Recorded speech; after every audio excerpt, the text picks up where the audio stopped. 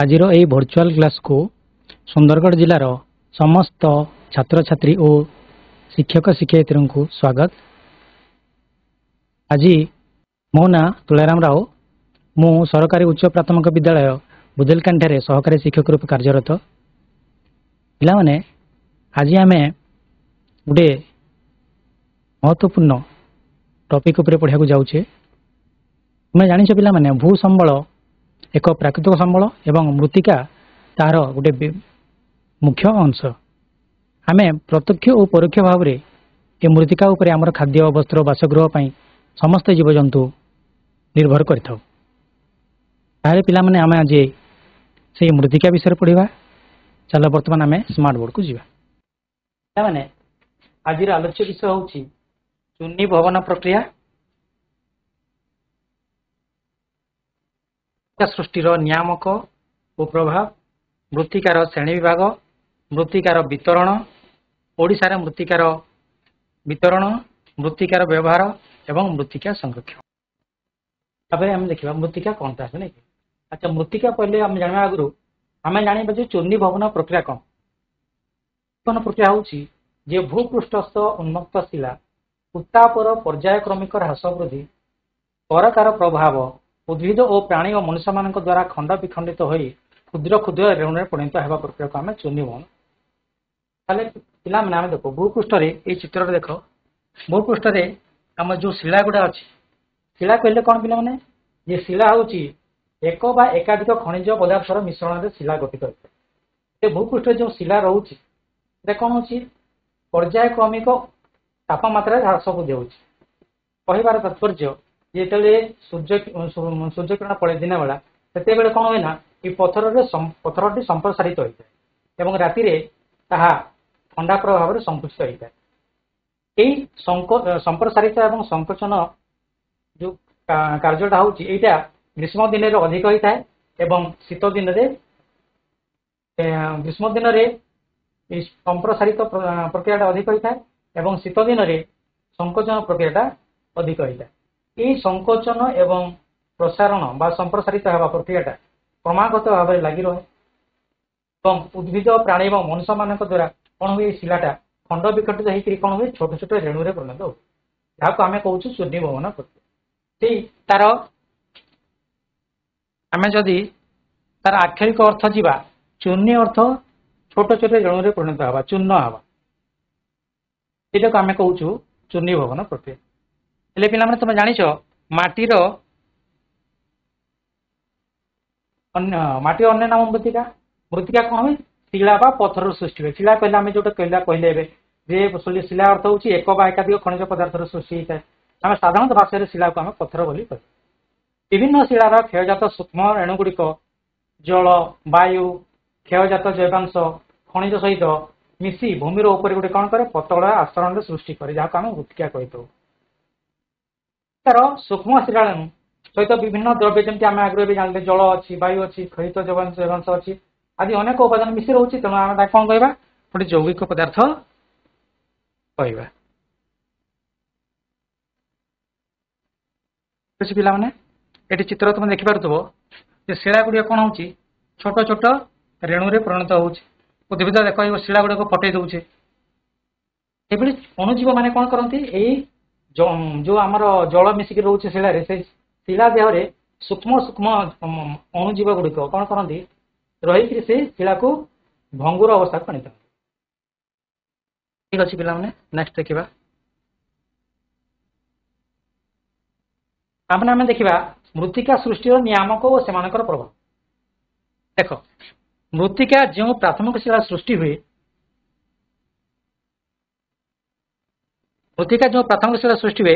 ସେହି ପ୍ରାଥମିକ ଶିଳା ତାର ରଙ୍ଗ, ବିନ୍ୟାସ, ରାସାୟନିକ ବିଭବ, ଖଣିଜ, ଅନ୍ତର୍ନିହିତ ବସ୍ତୁ ଓ ଭେଦ୍ୟତାକୁ ପ୍ରଭାବିତ କରିଥାଏ। ଯେଉଁ ମୃତ୍ତିକାରେ ଯେଉଁ ପ୍ରଥମ ଶିଳା ସୃଷ୍ଟି ହୁଏ, ସେଥିପାଇଁ ତାର ରଙ୍ଗ, ତାର ବିନ୍ୟାସ, ରାସାୟନିକ ବିଭବ, ଖଣିଜ, ଅନ୍ତର୍ନିହିତ ବସ୍ତୁ, ଭେଦ୍ୟତା ଇତ୍ୟାଦିକୁ ପ୍ରଭାବିତ କରିଥାଏ।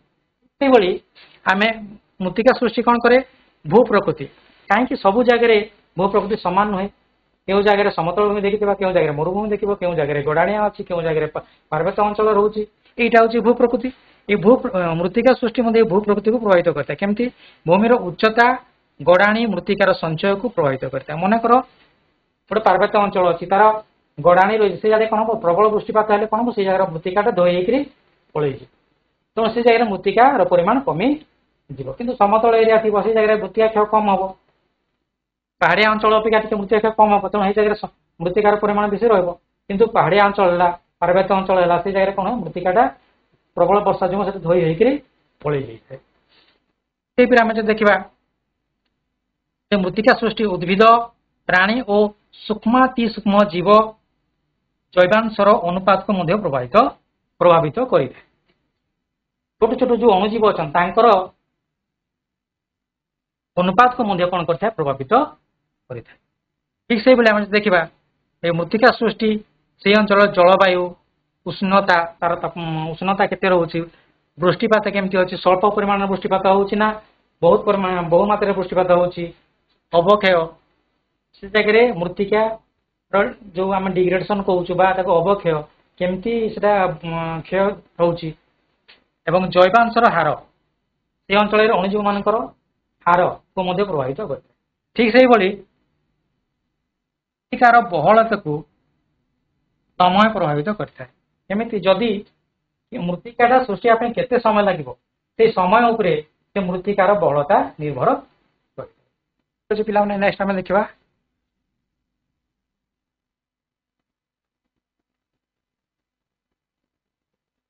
पार्श्वच्छेद पिला चित्रटी को भल कर देख आम मृत्तिकार पार्श्वच्छेद को जब लक्ष्य करवा मृत्तिकार निम्न भाग कौन अच्छी प्राथमिक शिला रही जदि आम मृत्तिकार पार्श्वच्छेद को लक्ष्य करवा तार निम्न भाग कौन अच्छी प्राथमिक शिला रही ठीक उपर स्तर को कौन रोचे चूर्णीभूत शिला द्रव्य रोचे ठीक उपर स्तर को उपमृत्तिका स्तर रही जो कौन रोचे कर्दम मिसिक रही है ठीक उपर स्तर को जब आम जा मृत्तिका स्तर देखा उपर मृत्तिका स्तर जो जगह कौन थाए उद्भिद एवं जैवांश मिसिक रही है ठीक अच्छे पिला बुझीगला जे मृत्तिकार पार्श्वच्छेद को लक्ष्य कर कौन देखा तार निम्न भाग देखा प्राथमिक शिला तार ठीक उपर स्तर को देखा चूर्णीभूत शिला तार ठीक उपर स्तर को देखा उपमृत्तिका स्तर जो बाली पटु और कर्दम स्तर मिसिक रही है माने कादुओ मिसिक रही कर्दम माने कादुओ मिसिक रही है ठीक उपर स्तर कौन थाए उद्भिद एवं जैवांश रही है आम देखा मृत्तिकार श्रेणी गठन शैली दृष्टि मृत्तिका को दुई विभक्त कराई गोटे हूँ परिवाहित मृत्तिका स्तर आ गोटे हूँ अवशिष्ट मृत्तिका परिवाहित मृत्तिका क्या कह आम शिला क्षय हो सारापर से क्षय शिला कौन हम गोटे स्थान अन्य स्थान को परिवाहित होकर जगह संचित हो एवं नूतन मृत्तिका सृष्टि कर जहाँ को आम कहूँ परिवाहित मृत्तिका एमती तार उदाहरण हूँ पटुमाटी कौन हुए वर्षा जल बांधव कौन हो माटी धोई होकर नदी उपत्यका मानक कौन हो जमा हो कौन है माटी मृत्तिका गोटे स्थान परिवाहित होकर अन्य स्थान में संचित जहाँ को आम कहूँ परिवाहित मृत्तिका माने गोटे स्थान यहाँ कौन हो परिवाहित होकर अन्य स्थान को जाऊँ गोटे स्थान स्थानांतरित होकर अन्य स्थान को जाऊँगी तार उदाहरण हूँ पटुमाटी आम देखा नदी उपत्यका मानक पटुमाटी रही है ये जो नूतन जगह जो आमर परिवाहित मृत्तिका सृष्टि है से स्थान भूमि सहित ये परिवाहित मृत्तिकार कौन सामंजस्य न कहीं ये मृत्तिका कौन अन्य स्थान स्थानांतरित होकर अन्य स्थान परिवाहित होकर तेणु से नूतन स्थान भूमि सहित तार कौन सामंजस्य न आम देखा अवशिष्ट मृत्तिका कौन है परिवाहित मृत्तिका परिवाहित हो सारापर अन्य स्थान को स्थानांतरित है जो मृत्तिका रही जाए से मृत्तिका को आम कह अवशिष्ट मृत्तिका एवं जो शिला क्षय होगा क्षयजात शिला आसे से स्थान जमा हो जो मृत्तिका सृष्टि है से स्थान भूमि सहित से अवशिष्ट मृत्तिकार कौन था सामंजस्य है कहीं सी स्थानांतरित हुए ना से जगह रही है तार उदाहरण हूँ कलामाटी आम देखा क्षयजात शिलाणुर आकार और परिमाण को विचार करी मृत्तिका को पुणी चारि भाग में कराई जमती हूँ पटु बालिया दोरसा आ मोटा मृत्तिकार थिबा विभिन्न खनिज पदार्थ रंग को नहीं पृथ्वी रे विभिन्न रंगर मृत्तिका ଦେଖାଯାଏ। ଖଣିଜ ପଦାର୍ଥ ମଧ୍ୟ କ'ଣ କରେ ରଙ୍ଗ ପରିବର୍ତ୍ତନ ବିଭିନ୍ନ ପ୍ରକାର ମୃତ୍ତିକାର ରଙ୍ଗର ପ୍ରଭେଦରେ ବିଭିନ୍ନ ମୃତ୍ତିକାର ରଙ୍ଗରେ ଭିନ୍ନତା ଦେଖାଯାଏ। ଯଦି ଆମେ ଖଣିଜ ପଦାର୍ଥ ସେ ଖଣିଜ ପଦାର୍ଥ ଅନୁଯାୟୀ ହିଁ ମୃତ୍ତିକାର ରଙ୍ଗ ବି ଅଲଗା ଅଲଗା ହେଇଥାଏ। ଏଇଠି ଦେଖ ପିଲାମାନେ ଆମେ ଏଇଟା ପଢିଲେ ଗଠନଶୈଳୀ ଦୃଷ୍ଟିରୁ ଦି ଭାଗରେ ବିଭକ୍ତ କରାଯାଇଛି। ଗୋଟେ ହେଉଛି ପରିବାହୀ ମୃତ୍ତିକା ଆଉ ଗୋଟେ ହେଉଛି ଅବଶିଷ୍ଟ ମୃତ୍ତିକା।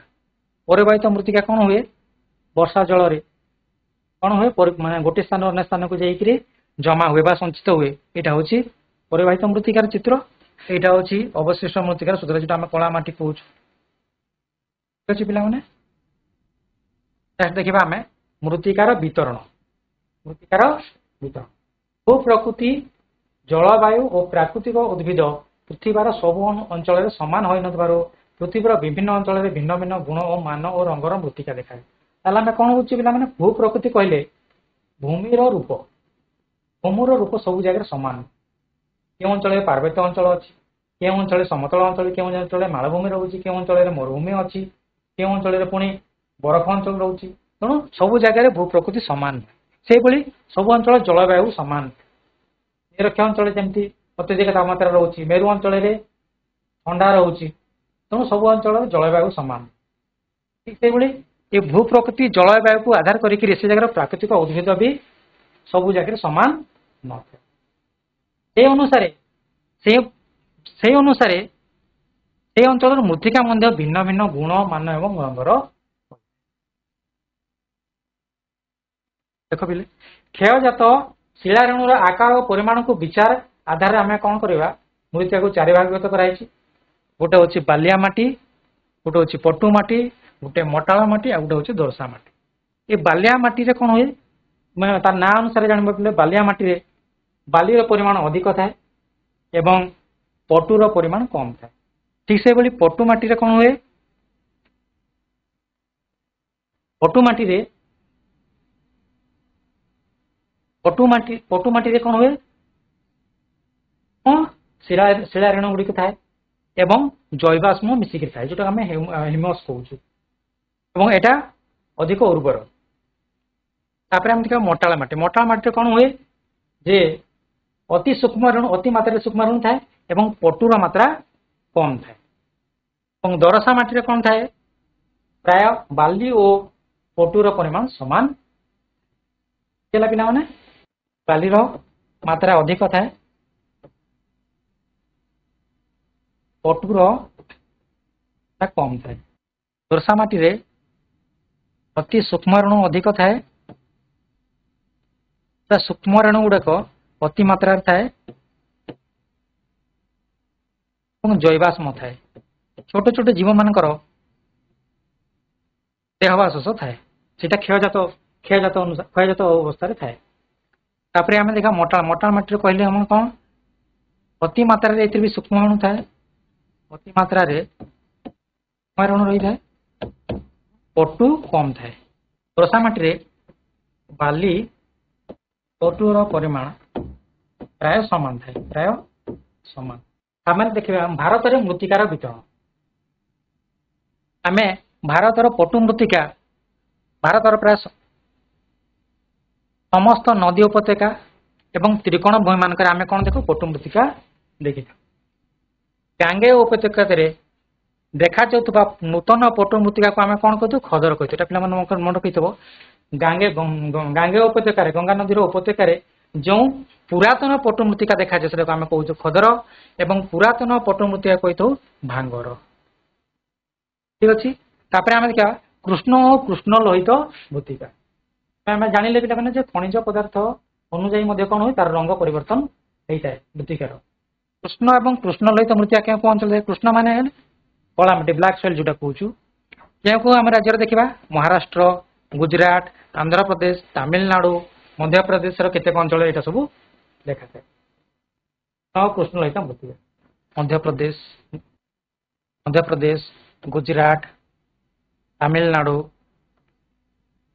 ଆନ୍ଧ୍ରପ୍ରଦେଶ ଅଞ୍ଚଳରେ କ'ଣ ଦେଖାଯାଏ ଆମର କୃଷ୍ଣ ଓ କୃଷ୍ଣ ଲୋହିତ ମୃତ୍ତିକା। ତାପରେ ଆମେ ଦେଖିବା ଲୋହିତ ଓ ପୀତ ମୃତ୍ତିକା। ଲୋହିତ ଓ ପୀତ ମୃତ୍ତିକା କେଉଁ ଜାଗାରେ ଦେଖାଯାଏ ଛତିଶଗଡ଼, ଛତିଶଗଡ଼, ଝାଡ଼ଖଣ୍ଡ, ଓଡ଼ିଶା, ମହାରାଷ୍ଟ୍ର, କର୍ଣ୍ଣାଟକ, ଆନ୍ଧ୍ରପ୍ରଦେଶ। ସେଭଳି ଆମେ ଅରଣ୍ୟ ମୃତ୍ତିକା ହିମାଳୟ ପର୍ବତ, ଘାଟ, ପଶ୍ଚିମ ଘାଟ, ମାଳଭୂମି ଅଞ୍ଚଳ ଇତ୍ୟାଦିରେ ଆମେ ଅରଣ୍ୟ ମୃତ୍ତିକା ଦେଖିଥାଉ। ତାପରେ ପିଲାମାନେ ଦେଖ ମରୁ ମୃତ୍ତିକା, ମରୁସ୍ଥଳୀ ମୃତ୍ତିକା। ମରୁସ୍ଥଳୀ ଆମେ କଣ ଆମର ଦେଶକୁ ଯଦି ଦେଖିବା ରାଜସ୍ଥାନର ଅଛି, ମରୁଭୂମି ଅଛି, ତେଣୁ ରାଜସ୍ଥାନରେ ଦେଖିବ, ହରିୟାଣା, ପଞ୍ଜାବ ଅଞ୍ଚଳରେ ଆମେ କଣ ଦେଖୁ ମରୁସ୍ଥଳୀ ମୃତ୍ତିକା ଦେଖିଥାଉ। ଠିକ ସେଇଭଳି ଆମେ ଲାଟେରାଇଟ ମୃତ୍ତିକା କଣ ଦେଖୁ ଦାକ୍ଷିଣାତ୍ୟ ମାଳଭୂମି, ଭାରତର ଦାକ୍ଷିଣାତ୍ୟ ମାଳଭୂମି, କର୍ଣ୍ଣାଟକ, ମହାରାଷ୍ଟ୍ର, ଓଡ଼ିଶାର ପାର୍ବତ ଅଞ୍ଚଳର ପାଦଦେଶରେ ଲାଟେରାଇଟ ମୃତ୍ତିକା ଦେଖାଯାଏ, ମଧ୍ୟପ୍ରଦେଶ, ଝାଡ଼ଖଣ୍ଡ। ତାହେଲେ ଆମେ ଲାଟେରାଇଟ ମୃତ୍ତିକା ଟିକେ ଜାଣିବା। ଲାଟେରାଇଟ ମୃତ୍ତିକା କଣ? ଲାଟେରାଇଟ ମୃତ୍ତିକା ଆମେ ଯଦି ତାକୁ କହିବା, ଲାଟେରାଇଟ ମୃତ୍ତିକା ହେଉଛି ମାଙ୍କଡା ପଥରରେ ତିଆରି ମୃତ୍ତିକା। ତାକୁ ଲାଟେରାଇଟ ବା ମାଙ୍କଡା ମୃତ୍ତିକା କୁହାଯାଏ। ଏହା ଦେଖିବାକୁ ଇସତ ଲାଲ ରଙ୍ଗର। ଏହା ଉର୍ବର ହୋଇନଥାଏ ଏବଂ ଏହି ଲାଟେରାଇଟ ମୃତ୍ତିକାରେ ଆମେ ପ୍ରାୟତଃ ଚାଷ ପାଇଁ ଏଟା ଅନୁପଯୁକ୍ତ। এই ଲାଟେରାଇଟ ମୃତ୍ତିକାକୁ ଆମେ କଣ କରିଥାଉ ରାସ୍ତା ତିଆରି କାର୍ଯ୍ୟରେ, ତାପରେ ସେ ଯୋଉ ତମର କଣ ଘର ତିଆରିରେ। କାହିଁକି ଲାଟେରାଇଟ ର ବୈଶିଷ୍ଟ୍ୟ ହଉଛି ସେଟା ଇଟା ଭଳିଆ, ତାର ଯୋଉ ଅଛି ମୃତ୍ତିକାଟା ଇଟା ଭଳିଆ ଟାଣ ଅଛି, ତେଣୁ ସେଟାକୁ ଆମେ କଣ କରୁ ମାନେ ଘର ତିଆରିରେ ମଧ୍ୟ ଲଗେଇ ପାରୁ। ତାପରେ ଲୁଣା ଆଉ କ୍ଷାରୀୟ ମୃତ୍ତିକା, ସମୁଦ୍ର ଉପକୂଳ ଶୁଷ୍କ ଏବଂ ଅର୍ଦ୍ଧ ଶୁଷ୍କ ଅଞ୍ଚଳରେ ଏ ଲୁଣା ଆଉ କ୍ଷାରିଆ ମୃତ୍ତିକା ଦେଖାଯାଏ। ତାପରେ ଆମେ ଦେଖ ପିଟ ଓ ଜୈବ ମୃତ୍ତିକା। ପିଟ ଓ ଜୈବ ମୃତ୍ତିକା କହିଲେ କେରଳ, ଓଡ଼ିଶା, ପଶ୍ଚିମବଙ୍ଗ ଏବଂ ତାମିଲନାଡୁ ଉପକୂଳ ଅଞ୍ଚଳ ଦେଖାଯାଏ। ତାପରେ ପିଲା ଲାଟେରାଇଟ ମୃତ୍ତିକା ଆମର କଣ ଓଡ଼ିଶା, ପଶ୍ଚିମବଙ୍ଗ, ଆସାମ, ତାମିଲନାଡୁ ଇତ୍ୟାଦି ଅଞ୍ଚଳରେ ଆମେ କଣ ଏ ଲାଟେରାଇଟ ମୃତ୍ତିକାଟା ପ୍ରାୟତଃ ଦେଖିବା। ଆସିଯିବା ଦେଖ ଓଡ଼ିଶାର ଆମେ ଦେଖିଲେ ଭାରତର ମୃତ୍ତିକା ବିତରଣ ସରିଲା। ଆମେ ଏବେ ଦେଖିବା ଓଡ଼ିଶାର ମୃତ୍ତିକା ବିତରଣ। ଓଡ଼ିଶାର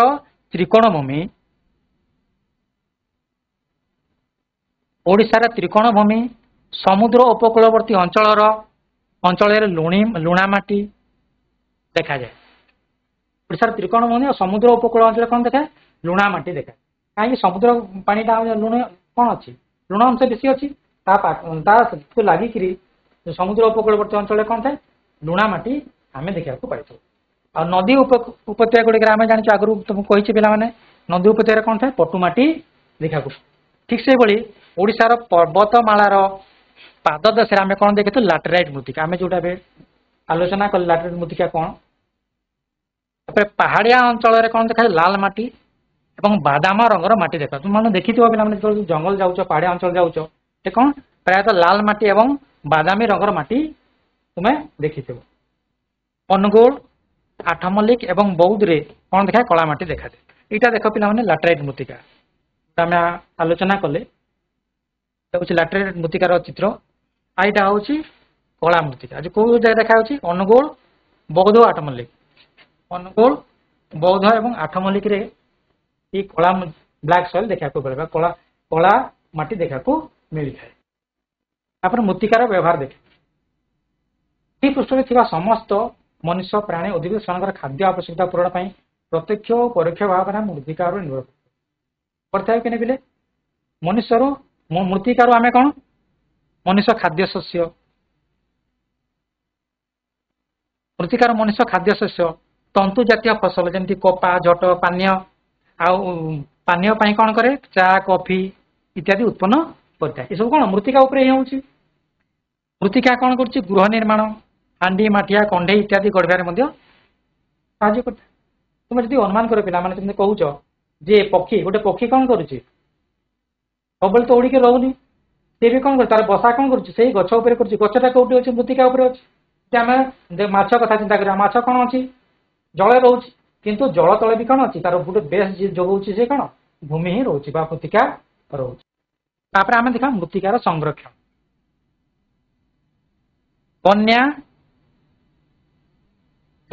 ବୃଷ୍ଟି, ବନ୍ୟା, ଜଳପ୍ରବାହ, ଭୂସ୍ଖଳନ, ତାପରେ ହିମବାହ ଆଦି ପ୍ରାକୃତିକ କାରଣ ଏବଂ ଜଙ୍ଗଲ କ୍ଷୟ, ଅତ୍ୟଧିକ ଚାରଣ, ରାସାୟନିକ ସାର ଏବଂ କୀଟନାଶକ ଦ୍ରବ୍ୟର ବ୍ୟବହାର ଖଣିଜ ଉତ୍ତୋଳନ ପାଇଁ ଖଣି ଖନନ ଆଦି ମାନବୀୟ କାରଣ ଯୋଗୁଁ କଣ ହଉଛି ମୃତ୍ତିକା କ୍ଷୟ ହୋଇଥାଏ। ପ୍ରଥମେ ଆମେ ଯୋଉ ଦେଖିଲେ ବୃଷ୍ଟି, ବନ୍ୟା, ଜଳପ୍ରବାହ, ଭୂସ୍ଖଳନ, ହିମବାହ ଏସବୁ କଣ ହଉଛି? ଏଇଟା ହଉଛି ପ୍ରାକୃତିକ କାରଣ। ଏସବୁ ହଉଛି ପ୍ରାକୃତିକ କାରଣ ଯାହା ଦ୍ୱାରା କଣ ହଉଛି ମୃତ୍ତିକା କ୍ଷୟ ହଉଛି। କିନ୍ତୁ କେତେ ଗୁଡିଏ କାରଣ ଅଛି ଯୋଉଟା ମନୁଷ୍ୟ ଦ୍ୱାରା ହଉଛି, ମାନବୀୟ କାରଣ ଯୋଗୁଁ ହଉଛି, ଯାହା ଫଳରେ କଣ ହଉଛି ମୃତ୍ତିକାର କ୍ଷୟ ହଉଛି। ଯେମିତି ଆମେ ଦେଖିଲେ ଜଙ୍ଗଲ କ୍ଷୟ, ମଣିଷ କଣ କରୁଛି ଅବାଧରେ ଜଙ୍ଗଲକୁ କାଟି ଚାଲିଛି। ତାପରେ ଅତ୍ୟଧିକ ଚାରଣ କରାଉଛି, ପଶୁପକ୍ଷୀଙ୍କୁ ଅବାଧରେ ସବୁ ଜାଗାରେ ଚାରଣ କରାଉଛି। କ୍ଷେତ ମାନଙ୍କରେ ରାସାୟନିକ ସାର ବ୍ୟବହାର କରୁଛି, କୀଟନାଶକ ଦ୍ରବ୍ୟ ବ୍ୟବହାର କରୁଛି ଅତ୍ୟଧିକ ମାତ୍ରାରେ, ଅଧିକ ଅମଳ ପାଇଁ ଅତ୍ୟଧିକ ରାସାୟନିକ ସାର ବ୍ୟବହାର, କୀଟନାଶକ ବ୍ୟବହାର କରୁଛି। କିନ୍ତୁ ପୂର୍ବରୁ କଣ ହଉଥିଲା ପିଲାମାନେ? ସେମାନେ କଣ କରୁଥିଲେ? ଆମର ଜୈବିକ ସାର ବ୍ୟବହାର କରୁଥିଲେ ଆଗର ଲୋକମାନେ। ତାପରେ ଖଣିଜ ଉତ୍ତୋଳନ ପାଇଁ କଣ କରୁଛି? ଖଣି ଖନନ ପାଇଁ, ଏବେ ମାନବୀୟ କାରଣ। ଏ ସବୁ ଯୋଉ କଣ ହଉଛି ମୃତ୍ତିକା କ୍ଷୟ ହଉଛି। ଏଠି ଦେଖ ପିଲାମାନେ, ଦେଖ ପ୍ରଥମଟା ଅଛି, ଏଇଟା ହଉଛି ସମ ଉଚ୍ଚତା ବିଶିଷ୍ଟ ଜମି ମାନଙ୍କରେ କଣ ହୁଏ? ଯେତେବେଳେ ଅତ୍ୟଧିକ ବର୍ଷା ହୁଏ ସେଥିରୁ ମଧ୍ୟ କଣ ମୃତ୍ତିକା ଧୋଇ ହେଇଯାଏ, କିନ୍ତୁ ସେଟା ଆମେ ଏତେ ଜଣା ପଡେ ନାହିଁ। କିନ୍ତୁ ସେଥିରେ କଣ ହୁଏ? ତାର ଯୋଉ ଉର୍ବର ମୃତ୍ତିକା ଅଛି, ହ୍ୟୁମସ୍ ଅଂଶଟା କଣ ହୁଏ? ପାଣିରେ ଧୋଇକିରି ଚାଲିଯାଏ। କଣ ହୁଏ? ଆମର ଜମି ଗୁଡାକ ଧୀରେ ଧୀରେ ଉର୍ବର ହେଇଯାଉଛି। ତ ଦେଖିବ ପାହାଡିଆ ଅଞ୍ଚଳରେ କଣ ହୁଏ? ପ୍ରବଳ ବେଗରେ ଯଦି କଣ ହେଲା, ବର୍ଷା ଜଳ ଆସିଲା, ଜଳ ପ୍ରବାହ ହେଲା, କଣ ହୁଏ? ଏଇଭଳିଆ ସଂକୀର୍ଣ୍ଣ କଣ ହୁଏ? ରାସ୍ତା ଭଳିଆ ଗୋଟେ ତିଆରି ହେଇଯାଏ, ନାଇଁ କି? ସେଟା କଣ କରେ? ସେ ବି କଣ କରେ? ଯେତେବେଳେ ପ୍ରବଳ ବେଗରେ ଯେତେବେଳେ ବର୍ଷା ଜଳ ଆସେ କିମ୍ବା ଜଳ ପ୍ରବାହ ହୁଏ, ସେତେବେଳେ କଣ କରେ? ସେ ମୃତ୍ତିକାକୁ ଧୋଇକିରି ନେଇଯାଏ। ଠିକ ସେଇଭଳି ଆମେ ଦେଖୁଛୁ ଏଠି କଣ, ଏଇଟା ହଉଛି ପାହାଡିଆ ଅଞ୍ଚଳରେ ଏଇଟା କଣ କରାଯାଇଛି? ଏଇଟା ଏ ବିଷୟରେ ଆମେ ପରେ ଆଲୋଚନା କରିବା। ଖାଲି ଜାଣିଛ ଏଇଟା ହଉଛି ସୋପାନ କୃଷି, ଆମେ ଯୋଉଟା କହୁଛୁ ପାହାଡକୁ କାଟିକିରି କଣ କରାଯାଇଛି? କୃଷି କ୍ଷେତ୍ର ବନାଇ ସେଥିରେ ଫସଲ କରାଯାଉଛି। ତାପରେ ଦେଖିବା ଆମେ ଏସବୁ କାରଣ ଯୋଗୁଁ ଆମର କଣ ହଉଛି? ମୃତ୍ତିକା କ୍ଷୟ ହଉଛି। ହେଲେ ଆମେ ଏ ମୃତ୍ତିକା କ୍ଷୟକୁ କିଭଳି ଭାବରେ ରୋକିପାରିବା? ଦେଖ, ମୃତ୍ତିକା କ୍ଷୟଶୀଳ ହେଲେ ହିଁ ନବୀକରଣ ଯୋଗ୍ୟ ସମ୍ବଳ।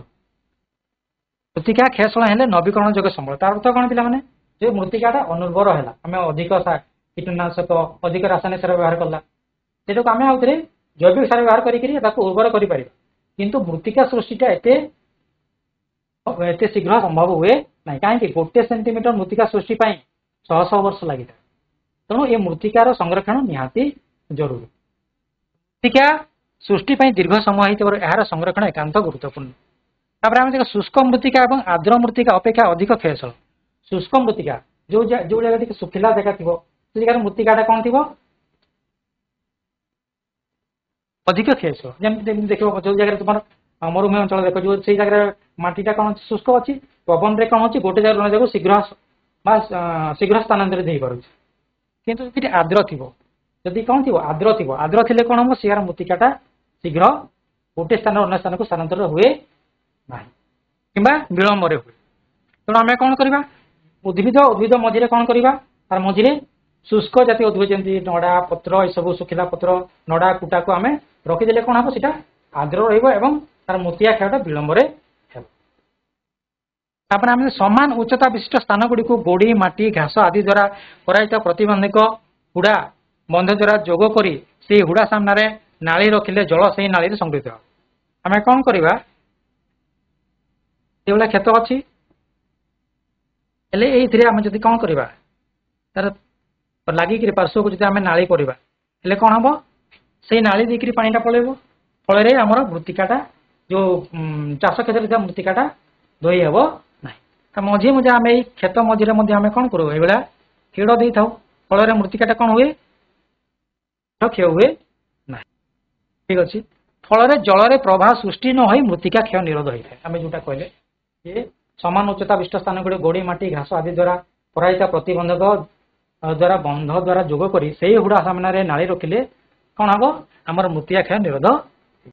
ତାପରେ ଦେଖ, ଉଚ୍ଚ ପର୍ବତ ଓ ମାଳଭୂମିର ତୀଖ ଗଣାଣି ଅଞ୍ଚଳକୁ ପାହାଚ ଆକାରରେ କାଟି, ଯୋଉଟା ଆମେ କହିଲେ ଉଚ୍ଚ ପର୍ବତ ଥିବ ଆଉ ମାଳଭୂମି ଥିବ, ତାର ତୀଖ ଗଣାଣି ଅଞ୍ଚଳ କଣ କରିବା? କାଟିକିରି ସେଥିରେ ଆମେ କୃଷି କ୍ଷେତ୍ର ବନେଇବା, ଯୋଉଟା ଆମେ କହୁଛୁ ସୋପାନ କୃଷି। ସୋପାନ କୃଷି କଲେ କଣ ହବ? ଉପରୁ ଯୋଉ ଜଳସ୍ରୋତଟା ଯୋଉ ପ୍ରବଳ ବେଗରେ ତଳକୁ ପଳେଇ ଆସୁଥିଲା ମୃତ୍ତିକା କ୍ଷୟ କରୁଥିଲା ସେଟା କଣ ହବ ସେ ଜାଗାରେ ତାର କଣ ହବ ବେଗଟା କମି ଯାଇକିରି ସେଇ କୃଷି କ୍ଷେତ୍ରରେ କୃଷି କାର୍ଯ୍ୟ ପାଇଁ ଲାଗିବ ଫଳରେ କଣ ମୃତ୍ତିକା କ୍ଷୟଟା କମ ହବ। ଆମେ ଦେଖିବା ଏବେ ପିଲାମାନେ ଯୋଉଟା ଦେଖୁଛ ଚିତ୍ର ଏଠି କଣ କରାଯାଉଛି ପାହାଡକୁ କାଟିକିରି କୃଷି କ୍ଷେତ୍ର ବନା ହେଇଛି ଆଉ ସୋପାନ କୃଷି କରାଯାଉଛି ଫଳରେ କଣ ହଉଛି ଉପରୁ ଯୋଉ ପାଣି ଆସୁଛି ସେ ପାଣିଟା କଣ ହଉଛି ବେଗରେ ଆସୁଛି ଏବଂ ଚାଷ କାର୍ଯ୍ୟରେ ଲାଗୁଛି ଫଳରେ ସେଠାର ମୃତ୍ତିକା କ୍ଷୟ ହେବ ନାହିଁ। ତାପରେ ଆମେ ଦେଖିବା ଗୋଟିଏ କ୍ଷେତ୍ରରେ ବିଭିନ୍ନ ଫସଲକୁ ଏକ ପରେ ଏକ ଭିନ୍ନ ଭିନ୍ନ ସମୟରେ ଚାଷ କଲେ ମୃତ୍ତିକାକୁ ବୃଷ୍ଟିଜନିତ କ୍ଷୟ ରକ୍ଷା ପାରିବ। ଆମେ କଣ କରିବା ଗୋଟେ କ୍ଷେତ୍ରରେ ଗୋଟେ ଚାଷ ଜମି ସେଥିରେ କଣ କରିବା ଗୋଟେ ପରେ ଗୋଟେ ଫସଲ କରିବା ଗୋଟେ ପରେ ଗୋଟେ ଫସଲ କଲେ ମଧ୍ୟ କଣ ହବ ଆମେ ମୃତ୍ତିକାକୁ ବୃଷ୍ଟିଜନିତ କ୍ଷୟରୁ ରକ୍ଷା କରିପାରିବା। ତାପରେ ଆମେ ଦେଖିବା ଉପକୂଳ ଏବଂ ଶୁଷ୍କ ଅଞ୍ଚଳରେ ବାୟୁର ପ୍ରତିକୂଳ ଦିଗରେ ଯଦି ଆମେ ଧାଡି ଧାଡି କରି ବୃକ୍ଷରୋପଣ କରିବା ତାହେଲେ କଣ ହବ ମୃତ୍ତିକା କ୍ଷୟକୁ ରୋକାଯାଇ ପାରିବ। ଆମେ କଣ କରିବା ଉପକୂଳ ନଦୀ ଉପକୂଳ ହେଲା ଏବଂ ଶୁଷ୍କ ଅଞ୍ଚଳରେ ସେ ଜାଗାରେ ପବନର ବେଗ କଣ ଥାଏ ପ୍ରବଳ ଥାଏ ସେ ଜାଗାରେ କଣ କରିବା ଆମେ ଯଦି ଧାଡି ଧାଡି କରିକି ବୃକ୍ଷରୋପଣ କରିବା ହେଲେ କଣ ହବ ସେ ଜାଗାର ମୃତ୍ତିକାଟା ଆଉ ଗୋଟେ ଜାଗାରୁ ଅନ୍ୟ ଜାଗାକୁ ସ୍ଥାନାନ୍ତରିତ ହବ ନାହିଁ। ଏଠି ଦେଖ ପିଲାମାନେ ଏଇ ଚିତ୍ର ଦେଖ ଏଠି କଣ କରାଯାଇଛି ଧାଡି ଧାଡି କରିକି ଗଛ ଲଗା ହେଇଛି ଫଳରେ କଣ ହଉଛି ମୃତ୍ତିକା କ୍ଷୟ ହେଉଛି। ତାପରେ ଆମେ କଣ କରିବା ମିକ୍ସଡ ଫାର୍ମିଂ ଯୋଉଟା ଆମେ କହୁଛୁ ଆମେ ଦୁଇରୁ ଅଧିକ ଫସଲ ଗୋଟେ କ୍ଷେତ୍ରରେ ଆମେ ଏକ ସମୟରେ କଲେ କଣ ହବ ସେଥିରେ ମଧ୍ୟ କଣ ହବ ମୃତ୍ତିକା କ୍ଷୟ କମ ହବ। ତାପରେ ଆମେ କଣ କରିପାରିବା ମରୁଭୂମି ଅଞ୍ଚଳରେ କଣ ହୁଏ ବାଲିକା ସ୍ତୂପ ଏଇଭଳିଆ ବାଲିକା ସ୍ତୂପ କଣ ହୁଏ ଦେଖାଯାଏ ଏଇଟା କଣ ହୁଏ ଅତି ସହଜରେ ଗୋଟେ ସ୍ଥାନରୁ ଅନ୍ୟ ସ୍ଥାନକୁ ସ୍ଥାନାନ୍ତରିତ ହେଇଥାଏ ଫଳରେ ବି ମୃତ୍ତିକା କ୍ଷୟ ହେଉଛି ଏବଂ ତାର ପାର୍ଶ୍ୱବର୍ତ୍ତୀ ଅଞ୍ଚଳ ଯୋଉ ଜାଗାରେ ପାଣିର ସୁବିଧା ଥାଏ ସେ ଜାଗାରେ ଯୋଉ ଫସଲ ହେଇଥାଏ ସେ ଫସଲକୁ ସେ କଣ କରେ ସେ ବାଲି ଯାଇକିରି ଢାଙ୍କି ଦିଏ ଫଳରେ ସେଇ ଯୋଉ ଜାଗାରେ କୃଷି ହେଇଥିଲା ସେ କୃଷିକୁ ମଧ୍ୟ ନଷ୍ଟ କରିଥାଏ। ତାପରେ ପଶୁ ଚାରଣକୁ ନିୟନ୍ତ୍ରିତ କରିବା ଯୋଉ ଅବାଧରେ ପଶୁ ଚାରଣ ହଉଛି ସେଥିଲାଗି ସରକାର କଣ କରିଛନ୍ତି ଗୋଚର ଜମି ରଖିଛନ୍ତି ଗୋଚର ଜମିରେ କଣ କରାଯାଏ ପଶୁ ଚାରଣ କରାଯାଏ ସେ ଜାଗାରେ ଘର ନିର୍ମାଣ ପାଇଁ କିମ୍ବା ଚାଷ ଜମି ପାଇଁ ଅନୁମତି ଦିଆଯାଏ ନାହିଁ। ତେଣୁ ଆମେ ଯୋଉ ତମର ପଶୁ ଚାରଣକୁ ନିୟନ୍ତ୍ରିତ କରିବା ରାସାୟନିକ ସାର ଏବଂ କୀଟନାଶକ ଦ୍ରବ୍ୟ ନିୟନ୍ତ୍ରିତ କରିବା କମ ମାତ୍ରାରେ ଆମେ ରାସାୟନିକ ସାର ଆଉ କୀଟନାଶକ ଦ୍ରବ୍ୟ ବ୍ୟବହାର କରିବା ଆବଶ୍ୟକ ଅନୁଯାୟୀ ଏବଂ ଜୈବିକ ସାରର ଅଧିକ ବ୍ୟବହାର କରିବା। ତାପରେ ସର୍ବୋପରି ମୃତ୍ତିକା କ୍ଷୟର କୁପରିଣାମ ଏବଂ ମୃତ୍ତିକା ସଂରକ୍ଷଣର ଗୁରୁତ୍ୱ ସମ୍ବନ୍ଧରେ ଆମେ ଯଦି ସଚେତନତା ସୃଷ୍ଟି କରିବା ଲୋକମାନଙ୍କ ଭିତରେ ତାହେଲେ କଣ ହବ ନା ଆମର ମୃତ୍ତିକା କ୍ଷୟଟା ହବ ଆମେ ଜାଣିବା ଯେ ମୃତ୍ତିକା ଆମ ପାଇଁ କେତେ ଗୁରୁତ୍ୱପୂର୍ଣ୍ଣ ମୃତ୍ତିକା କ୍ଷୟ ହେଲେ ଆମର ପରବର୍ତ୍ତୀ ସମୟରେ କଣ ଭୟାବହ ସୃଷ୍ଟି ହେବ କାହିଁକି ମୃତ୍ତିକା ଆମର ସବୁ ଖାଦ୍ୟ ବସ୍ତ୍ର ବାସଗୃହ ସବୁ ଯୋଗାଉଛି ତେଣୁ ଯଦି ମୃତ୍ତିକା ଯଦି ନ ରହିବ ଉର୍ବର ମୃତ୍ତିକା ନହେଲେ ଆମେ ଚାଷ କରିପାରିବା ନାହିଁ ଯାହା ଫଳରେ ପରୋକ୍ଷ ପ୍ରତ୍ୟକ୍ଷ ଭାବରେ ଆମେ ହିଁ ନିଜେ କ୍ଷତି ପାଇବା ବା ଆମର ନିଜର ଅସୁବିଧା ହେବ। ବୁଝି ପିଲାମାନେ ଏଥିପାଇଁ ସରକାର କଣ କରିଛନ୍ତି ଗୋଟେ କେନ୍ଦ୍ରୀୟ ସଂରକ୍ଷଣ ବୋର୍ଡ ଗଠନ କରିଛନ୍ତି ସେ କଣ କରୁଛନ୍ତି ସବୁ ଜାଗାର ଯେହେତୁ ଜଳବାୟୁ ଆଉ ଭୂ ପ୍ରକୃତି ଅବସ୍ଥା ସବୁ ସମାନ ନୁହେଁ ତେଣୁ ସେ କଣ କରିଛନ୍ତି ସମସ୍ତଙ୍କୁ ଗୋଟେ ସମନ୍ୱିତ ଆକାରରେ ଗୋଟେ ପ୍ଲାନିଂ କରିକି ଗୋଟେ ଯୋଜନା କରିକି କେମିତି ମୃତ୍ତିକା ରକ୍ଷା ମୃତ୍ତିକାକୁ ସଂରକ୍ଷଣ କରାଯାଇପାରିବ ସେ ବିଷୟରେ କଣ କରିଛନ୍ତି ଯୋଜନା କରିଛି ଏସବୁ ଯୋଜନା କାର୍ଯ୍ୟ କରିବା ପାଇଁ କଣ ଲୋକମାନଙ୍କୁ ସଚେତନ କରିବାକୁ ପଡିବ ଆମେ ନିଜେ ସଚେତନ ହେବା। ଠିକ ଅଛି ପିଲାମାନେ ଆଜି ଆମର ଏଇଟା ସରିଯାଇଛି ଆମେ ଏବେ ପ୍ରଶ୍ନାବଳୀକୁ ଆଲୋଚନା କରିବା। ଦେଖ ପିଲାମାନେ ଜଙ୍ଗଲ ଡିଫରେଷ୍ଟେସନ ଯୋଉଟା ଆମେ ଜଙ୍ଗଲ କାଟିକି ପଦା କରୁଛେ ଫଳରେ ମୃତ୍ତିକା କ୍ଷୟ ହେଉଛି ଆମେ ଏଇଟା କଣ ସେଲ୍ଟର ବେଡ୍ସ ଅଫ୍ ଟ୍ରି ଯଦି ଆମେ କଣ କରିବା ଯଦି ଜମି ପାଖରେ ଆମେ ଯଦି ଗଛ ଲଗେଇଲେ କଣ ହବ ପବନ ଦ୍ୱାରା କ୍ଷୟ ହେଉଥିବାଟା ହବ ନାହିଁ ଅବାଧ ପଶୁ ଚାଣକୁ ରଖିବା ତାହେଲେ କ୍ଷୟ ହବ ନାହିଁ। ତାପରେ ଆମେ କଣ କରିପାରିବା ଯେ ଯୋଉ ଆମର ଜଙ୍ଗଲ ସୃଷ୍ଟି କରିବା ତାହେଲେ କଣ ହବ ଆମର ମୃତ୍ତିକା କ୍ଷୟ କମ ହବ। ଠିକ ଅଛି ପିଲାମାନେ ଆମେ ବର୍ତ୍ତମାନ ପ୍ରଶ୍ନାବଳୀ ଆଲୋଚନା କରିବା।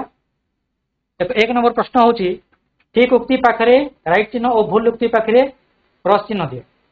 ପ୍ରଥମ ପ୍ରଶ୍ନ ହଉଛି ପିଲାମାନେ ଦେଖ ମୃତ୍ତିକା ସ୍ତରର ପାର୍ଶ୍ୱଚ୍ଛେଦ ଅନୁସାରେ ମୃତ୍ତିକା ସ୍ତରର ନିମ୍ନ ଭାଗରେ ଶୂନ୍ୟଭୂତ ଶିଳା ଦ୍ରବ୍ୟ ରହିଥାଏ। ମୃତ୍ତିକା ସ୍ତରର ପାର୍ଶ୍ୱଚ୍ଛେଦ ଅନୁସାରେ ମୃତ୍ତିକା ସ୍ତରର ନିମ୍ନ ଭାଗରେ ଶୂନ୍ୟଭୂତ ଶିଳା ଦ୍ରବ୍ୟ ରହିଥାଏ ଠିକ ନା ଭୁଲ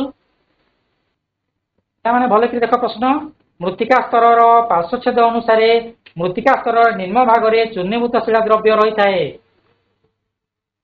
ଭୁଲ वेरी गुड भूल ठीक अच्छी वेरी गुड ठीक उत्तर भूल हम कौन थाए जे प्राथमिक तुम प्राथमिक शिला थाए नहीं कि तापर खटा देख दरसा माटी रे अधिक परिमाण बाली और कम परिमाण रे पटु थाए ठीक ना भूल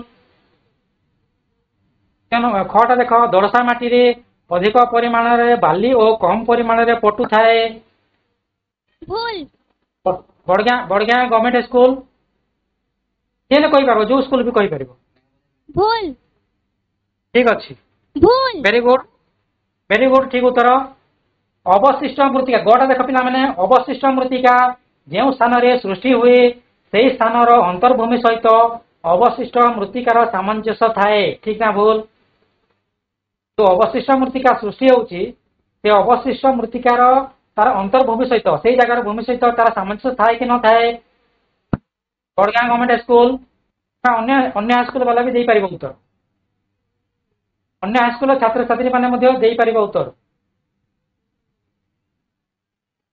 देख पिला माने अवशिष्ट मृत्तिका जो सृष्टि हुए से अवशिष्ट मृत्तिका तार अंतर्भूमि जो जगह सीधा सृष्टि होती आउ किए कहबो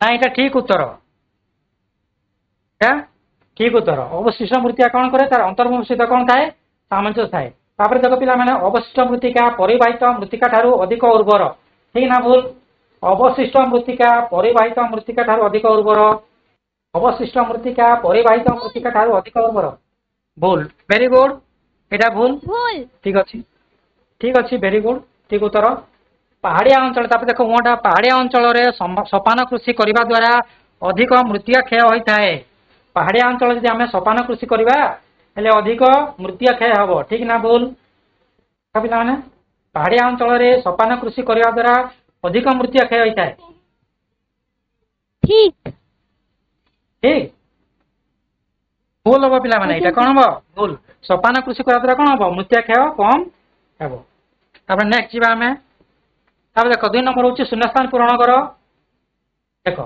बाली ओ कौन नंबर देख पिला माने बाली ओ पटु प्राय समान परिमाण रे थिबा मृत्तिका को हमें गैस मृत्तिका कहि थाओ बाली और पटु प्राय समान थिबो हमें पढ़िचे पिला माने बाली रो परिमाण और आकार अनुसार मध्य बाली को 4 भाग कराई छी हेले बाली और पटु प्राय समान परिमाण थिले कोन कहबा देखो हमें बाली रो परिमाण और पटु रो परिमाण समान थिबो बाली और पटु प्राय समान थिबो कोन हबो जानि न ठीक अछि दोरसा मृत्तिका कोन हबो दोरसा मृत्तिका तापर दिन फोन नंबर देख मृत्तिका स्तर पार्श्वच्छेद अनुसार बाली पटु कर्दम मिश्रित स्तर को कौन कहूँ आम जदि जो मृत्तिका स्तर स्तर देखी से स्तर अनुसार जदि आम देखा क्यों स्तर में बाली पटु आ कर्दम थाए बाली पटु आ कर्दम मिश्रित स्तर को आम क्यों स्तर कही था जान पिले उपमृत्तिका स्तर कौन थाए बाली पटु आ कर्दम मिसिकी तापर गठन शैली दृष्टि मृत्तिका को केते भाग विभक्त कराई तार गठन शैली दृष्टि वेरी गुड 2 भाग रे वेरी गुड ठीक उत्तर तापर तल नंबर देख घटा क्षयजात शिलारेणुर आकार एवं परिमाण को विचार करी मृत्तिका को केतोटी श्रेणी विभक्त कराई क्षयजात शिलारेणुर आकार एवं परिमाण को विचार करी वेरी गुड उत्तर 4 भाग रे विभक्त कराई नहीं तापर देख हाँ वेरी गुड ठीक उत्तर ओडिशार मृत्तिका वितरण अनुसार पर्वत मालार पाददेश ओडिशार मृत्तिका वितरण विषय में पढ़ीचे जे ओडिशार मृत्तिका वितरण अनुसार पर्वत मालार पाददेश क्यों मृत्तिका देखा जाए पर्वत मालार पाददेश ओडिशार जो मृत्तिका वितरण आम पढ़ी नहीं कौन बेटा नहीं लाटेराइट मृत्तिका कौन देखा जाए ओडिशार जो मृत्तिका वितरण अनुसार पर्वत मालार तार पाददेश पर्वत ठीक पाददेश कौन देखा जाए लाटेराइट मृत्तिका देखा जाए तापर देख 6टा शिला क्षय हवा परे क्षयजात शिलाराशि जो स्थान रे क्षय हुए से स्थान रे जो मृत्तिका सृष्टि हुए ताहाको डैश मृत्तिका कहूँ शिला क्षय हो गला क्षय हो सारा पर जो जगह शिला क्षय होता है से जगह जो मृत्तिका सृष्टि हुए तो आम कौन कहू मृत्तिका नहीं परिवाहित नहीं भूल उत्तर परिवाहितटा गोटे स्थान अन्य स्थान को जाकर सृष्टि हुए किंतु एटा कौन होची से स्थान रे हबो ସେଇ ସ୍ଥାନରେ ସୃଷ୍ଟି ହେଉଥିବା ମୃତ୍ତିକା କଣ କହିବା? ଯେଉଁ ଜାଗାରେ କ୍ଷୟଶୀଳ ହୁଏ ଅବଶିଷ୍ଟ ମୃତ୍ତିକା। କଣ ହବ? ଅବଶିଷ୍ଟ ମୃତ୍ତିକା। ଠିକ ଅଛି, ନେକ୍ସଟ ଆମେ ଯିବା। ଦେଖ ନିମ୍ନଲିଖିତ 3 ନମ୍ବର ପ୍ରଶ୍ନ ପିଲାମାନେ, ନିମ୍ନଲିଖିତ ବାକ୍ୟାଂଶକୁ ଗୋଟିଏ ଲେଖାଏଁ ଭୌଗୋଳିକ ଶବ୍ଦରେ ଗୋଟେ ଭୌଗୋଳିକ ଶବ୍ଦରେ ପ୍ରକାଶ କରିବ। କଣ ହବ ଦେଖ ପିଲାମାନେ, ମୃତ୍ତିକା ସ୍ତର ଗଠନର ମୁଖ୍ୟ ଉପାଦାନ। ମୃତ୍ତିକା ଗଠନର ମୁଖ୍ୟ ଉପାଦାନ କୋଉଟା? ତ ମୃତ୍ତିକା ଗଠନ ହଉଛି ତାର ମୁଖ୍ୟ ଉପାଦାନ କୋଉଟା? କଣ ପିଲାମାନେ? ମୃତ୍ତିକା ଗଠନର ମୁଖ୍ୟ ଉପାଦାନ କୋଉଟା? ଶିଳାରେଣୁ। କଣ? ଶିଳାରେଣୁ। ଛୋଟ ଛୋଟ ସୂକ୍ଷ୍ମ ଶିଳାରେଣୁ ଯୋଉଟା କଣ ହୁଏ? ମୃତ୍ତିକା ଗଠନ ହେଇଥାଏ। ତାପରେ ଦେଖ ଗାଙ୍ଗେୟ ଉପତ୍ୟକାରେ ଦେଖାଯାଉଥିବା ପୁରାତନ ପଟୁ ମୃତ୍ତିକା, ଆମେ ପଢିଥିଲେ ଗାଙ୍ଗେୟ ଉପତ୍ୟକାରେ ଦେଖାଯାଉଥିବା ପୁରାତନ ପଟୁ ମୃତ୍ତିକା କଣ କହିଥାଉ ଆମେ? ଗାଙ୍ଗେୟ ଉପତ୍ୟକାରେ ଦେଖାଯାଉଥିବା ପୁରାତନ ପଟୁ ମୃତ୍ତିକାକୁ ଆମେ କଣ କହିଥାଉ? ଭାଙ୍ଗର। ଭାଙ୍ଗର। ଭେରି ଗୁଡ ଉତ୍ତର। ତାପରେ ଭାଙ୍ଗର। ଗଣ ଦେଖ, ହଁ ଠିକ ଉତ୍ତର। ତାପରେ ଗଟା ହଉଛି ଗାଙ୍ଗେୟ ଉପତ୍ୟକାରେ ଦେଖାଯାଉଥିବା ନୂତନ ପଟୁ ମୃତ୍ତିକାକୁ ଆମେ କଣ କହିଥାଉ? ଖଦର। ଭେରି ଗୁଡ ଉତ୍ତର। ଠିକ ଅଛି, ଖଦର ଠିକ ଉତ୍ତର। Very good, very good. ତାପରେ ଘଟା ଦେଖ, ଶିଳା କ୍ଷୟ ହେବା ପରେ କ୍ଷୟଜାତ ଶିଳା ରେଣୁ ପ୍ରାକୃତିକ ଶକ୍ତି ଦ୍ୱାରା ପରିବାହିତ ହୋଇ ଅନ୍ୟତ୍ର ସଞ୍ଚିତ ହୋଇ ସୃଷ୍ଟି ହେଉଥିବା ମୃତ୍ତିକାକୁ ଆମେ କଣ କହୁ? ଶିଳା କ୍ଷୟ ହେଇସାରିଲା, ତାପରେ କଣ ହଉଛି ସେଇ ମୃତ୍ତିକା ସ୍ଥାନାନ୍ତରିତ ହେଇକି ଅନ୍ୟ ଜାଗାରେ ଗୋଟେ ନୂତନ ମୃତ୍ତିକା ସୃଷ୍ଟି করে, ତାକୁ ଆମେ କଣ କହିଥାଉ? କଣ କହିଥାଉ? ପରିବାହିତ ମୃତ୍ତିକା। କଣ କହିଥାଉ? ପରିବାହିତ ମୃତ୍ତିକା। ତାପରେ ଉଁଟା ଦେଖ, ଭୂପୃଷ୍ଠସ୍ଥ ଉନ୍ମୁକ୍ତ ଶିଳା ଉତ୍ତାପର ପର୍ଯ୍ୟାୟକ୍ରମିକ ହ୍ରାସ ବୃଦ୍ଧି କରକାର ପ୍ରଭାବ ଉଦ୍ଭିଦ ଏବଂ ପ୍ରାଣୀ ମନୁଷ୍ୟମାନଙ୍କ ଦ୍ୱାରା ଖଣ୍ଡ ବିଖଣ୍ଡିତ ହୋଇ କ୍ଷୁଦ୍ର କ୍ଷୁଦ୍ର ରେଣୁରେ ପରିଣତ ହେବା ପ୍ରକ୍ରିୟାକୁ ଆମେ କଣ କହିଥାଉ?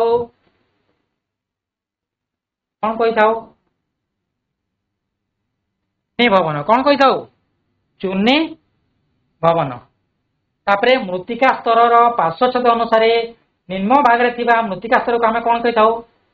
ମୃତ୍ତିକା ସ୍ତର ସ୍ତର ଯଦି ଆମେ ଦେଖିବା, ମୃତ୍ତିକାର ପାର୍ଶ୍ୱଚ୍ଛେଦ ଚିତ୍ର ଦେଖିନ, ପ୍ରାଥମିକ ଶିଳା। ଭେରି ଗୁଡ ଅଛି ପିଲାମାନେ। ତାପରେ ତୁମେ ତମର ଗୃହ କାର୍ଯ୍ୟ ହେଲା, ତୁମ ଅଞ୍ଚଳରେ କେଉଁ କେଉଁ ପ୍ରକାର ମୃତ୍ତିକା ଦେଖାଯାଏ ସେଗୁଡିକ ମଧ୍ୟରେ ଥିବା ପାର୍ଥକ୍ୟ ଲେଖିବ ଏବଂ ନିଜ ସାରଙ୍କୁ ଦେଖେଇବ। ତାପରେ ତୁମ ଅଞ୍ଚଳରେ ହେଉଥିବା ମୃତ୍ତିକା କ୍ଷୟକୁ ରୋକିବା ପାଇଁ ତୁମେ କଣ କଣ ପଦକ୍ଷେପ ନେଇପାରିବ ତାର ଉତ୍ତର ଲେଖି ତୁମର ଶିକ୍ଷକ ଶିକ୍ଷୟିତ୍ରୀଙ୍କୁ ଦେଖେଇବ। ଠିକ ଅଛି ପିଲାମାନେ, ଆଜି ପାଇଁ ଆମର ଏ ମୃତ୍ତିକା ପାଠଟି ଏଇଠି ଶେଷ ହେଲା। ଧନ୍ୟବାଦ।